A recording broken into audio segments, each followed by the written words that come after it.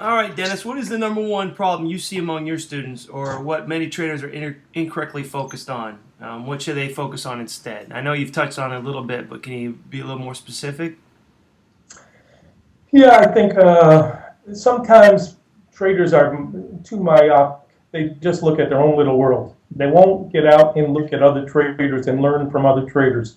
They just see their own methodology. And I believe that's one of the biggest reasons traders don't evolve because they stop learning. As an educator, as a coach, I believe it's very important that we get an education, and that's only half the battle. The other half is obviously executing and making things come together and work. But they stop learning. They become so set and so defensive of their own systems that they cannot learn from other traders. And I believe that someone like a market profile, great system. I'm not particularly well skilled in it, but guess what? I'm learning. I mean, even at my age, I continue to talk to traders out there. Hey, tell me what you're seeing. And when their work lines up with mine, that gives me greater confidence. So most traders can't do that.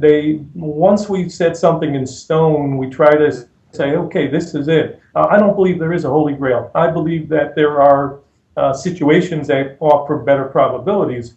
But I think the biggest problem is getting stuck in our own methodology.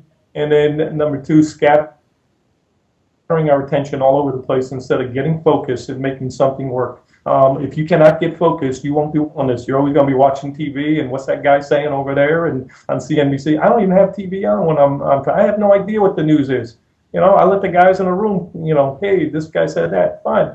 I don't even know what's being said because I'm reacting to the market. I have no clue how to react to interpret the news. But I want to see what the big boys, what are they thinking about it? Which way are they going? And when they get a certain amount of points, they're going to want profits. So the game is, call me cynical, but the game is knock out the other traders' stops because that creates commissions. I think that's part of the game.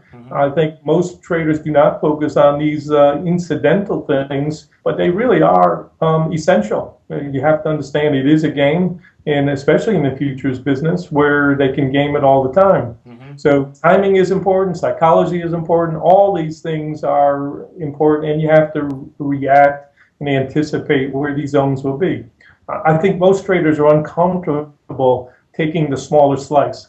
I've said over and over, if a trade goes 10 points and there's a Fibonacci pullback of 4, 5, or 6, I'll give you 10 points every time if you'll just give me 4, 5, or 6. Right. And you want 20 points? Fine, give me 8 or 10 or 12. I'll take that because I can earn a living that way. Absolutely. I think most traders don't get that. They've got to feel like they nail the top or nail the bottom. A good trader isn't worried about that. A good trader said, where can I take a reasonable risk and where can I carve out a slice of this and then move on and see what next opportunities are available.